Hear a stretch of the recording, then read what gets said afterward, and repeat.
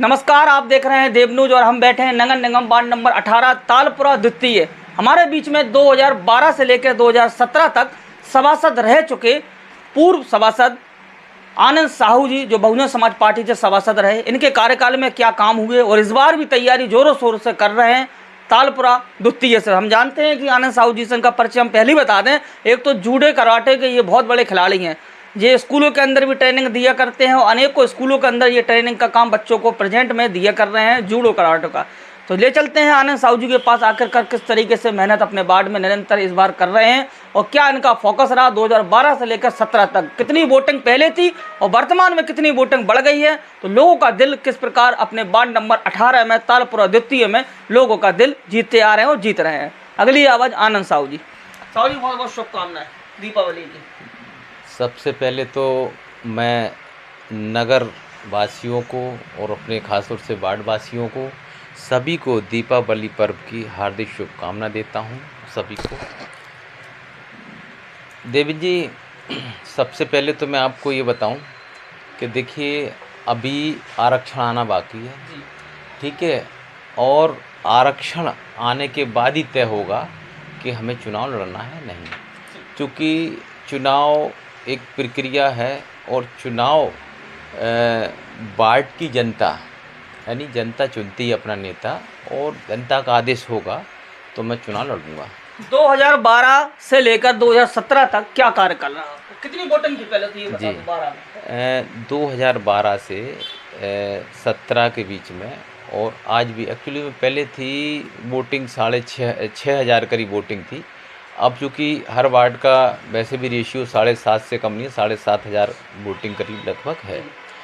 तो जब मैं 2012 से 12 में चुन के आया तो क्षेत्र की जनता ने मुझे चुना, तो निरंतर मैंने 5 साल बहुत ही लगन से काम किया है और ऐसे ऐसे कार्य कराए हैं जो वाकई में जनहित के थे। मैंने ऐसे 50 से 60 काम कराए हैं जो वाकई में जब मुझे वार्ड मिला था तो बहुत ही पिछड़ा हुआ था, और पिछड़ा ही नहीं बल्कि बहुत स्थिति जर्जर स्थिति में मिला था मुझे।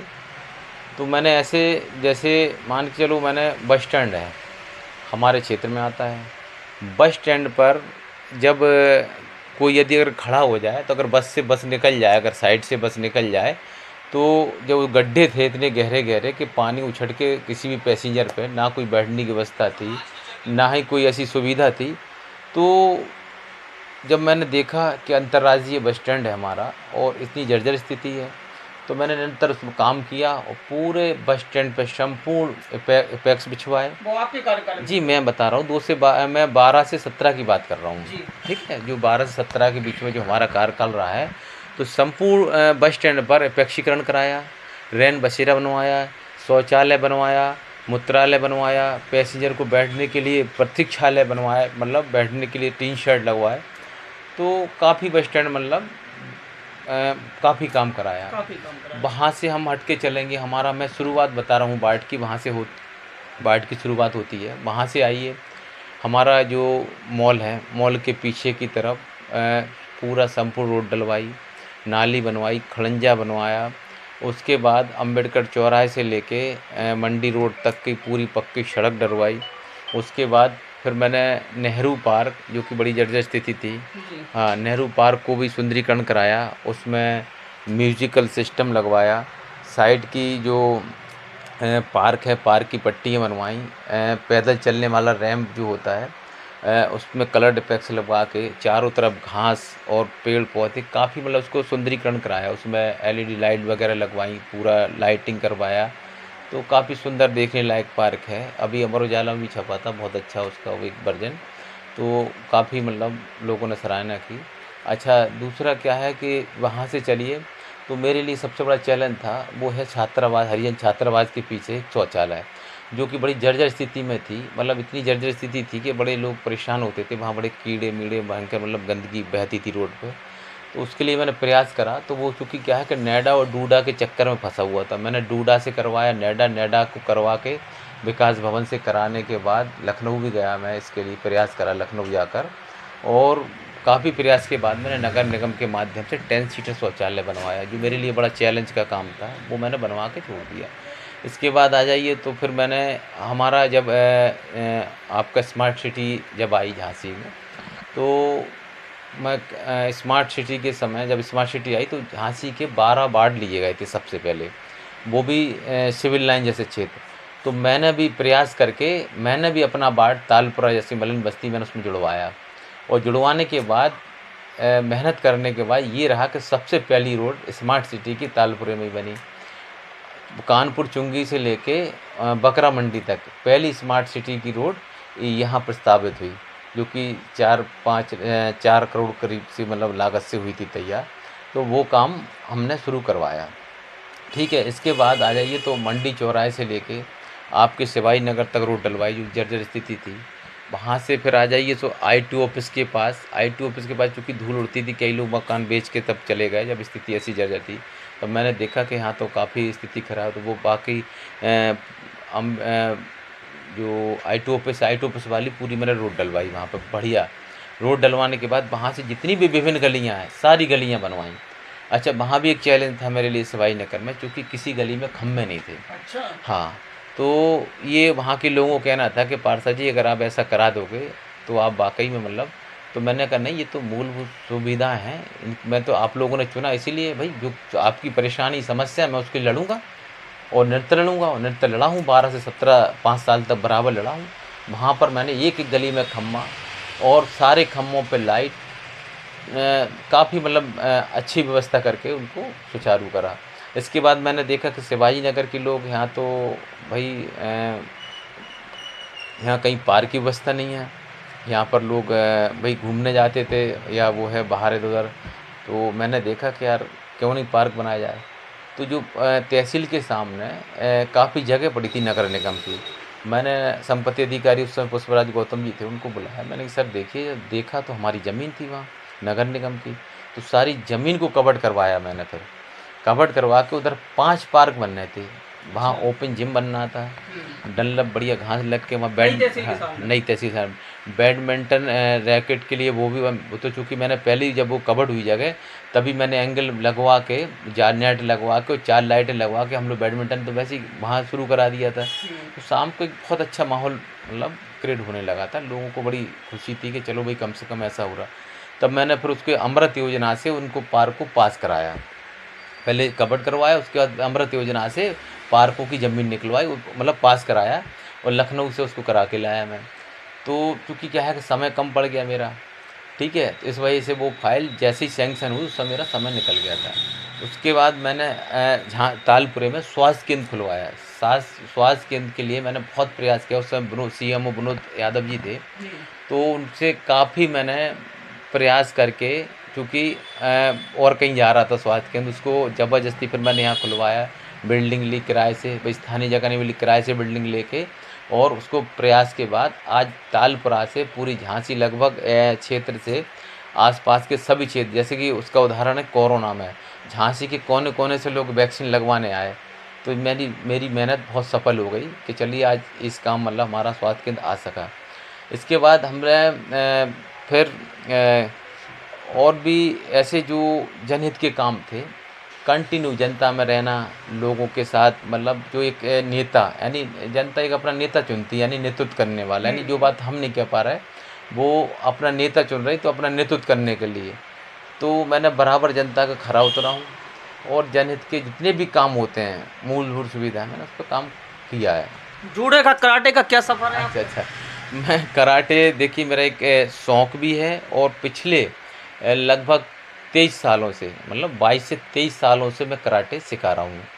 कराटे में मैंने कई मेडल जीते हैं, ब्लैक बेल्ट AIKF अब जापान से ब्लैक बेल्ट किया मैंने, फिर उसके बाद ऑल इंडिया से भी मैंने कराटे वो किया है, ब्लैक बेल्ट किया है। इसके बाद फिर मैं पिछले 22-21 साल से सेवा दे रहा हूँ, सिखा रहा हूँ बच्चों को कराटे, और कई बच्चे जिनको मैंने सिखाया आज बड़ी खुशी है, कोई इंस्पेक्टर बन गया, कोई IAS बन गया, कोई PCS बन गया, कोई कहीं सेवा दे रहा है।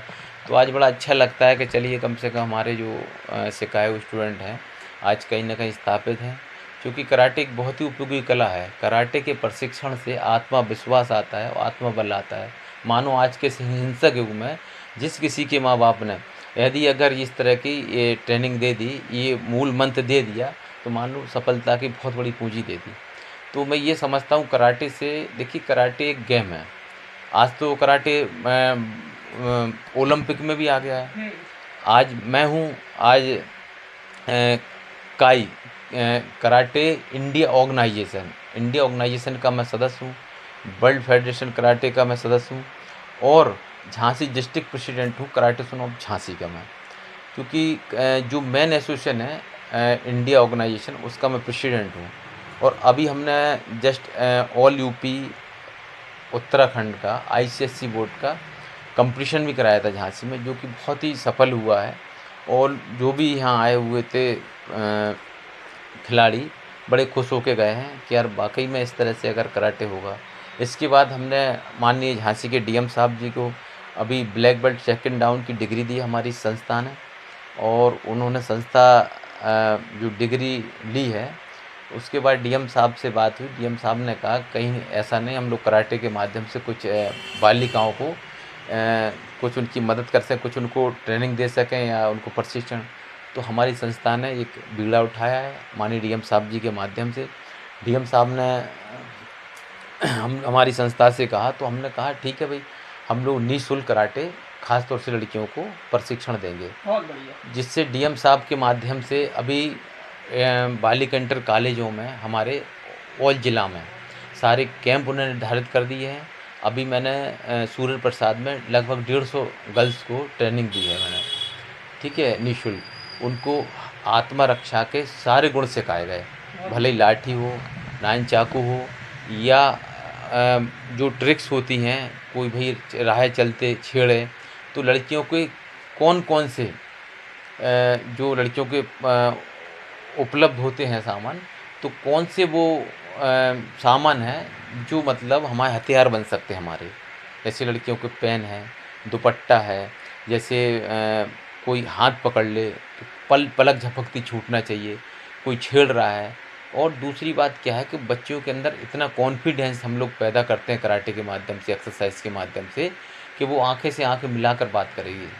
भाई डर और भय वो ख़त्म कर देते हैं हम लोग, इस तरह की ट्रेनिंग देते हैं। और रिजल्ट भी है हम लोगों के, कई लड़कियां लाभान्वित भी हुई हैं, कई लोग गए हैं खेलने गए हैं, कई नेशनल इंटरनेशनल हम लोग ले जाते खेलने, और कई बच्चों से मतलब बच्चे भी लाभान्वित हुए हैं।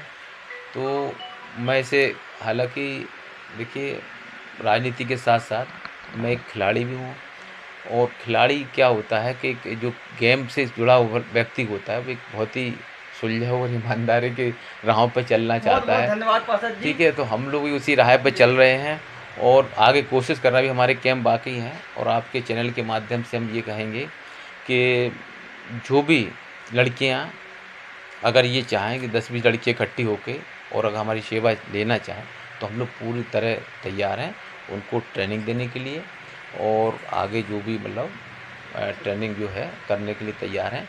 बाकी रही चुनाव की बात, तो देखिए जनता का आदेश होगा, क्योंकि हमारी तो जनता है, मैं बताऊं। और ऐसा नहीं कि हमने 5 साल काम किया है, 5 साल मैंने ऐसे 60 काम किए हैं। और देखिए काम तो विकास के होते ही हैं, मेन क्या होता है लोगों की भावनाओं से जुड़ना, लोगों से दिल से जुड़ना, ये बहुत बड़ी बात होती है। और हमने कोशिश करी है कि जनता से दिल से जुड़ें। और आज आप जब क्षेत्र में जानकारी करेंगे, तो ऐसा नहीं कि मतलब आप तो चूँकि घूमते रहते हैं, आपने फील्ड में पता करा होगा, आपने महसूस करा होगा, हम लोग सिर्फ सेवक हैं, जनसेवक हैं, और जनता फिर चांस देगी तो हम फिर दिल से सेवा करेंगे, नो डाउट। कैमरामैन निखिल के साथ संपादक देवनू झांसी।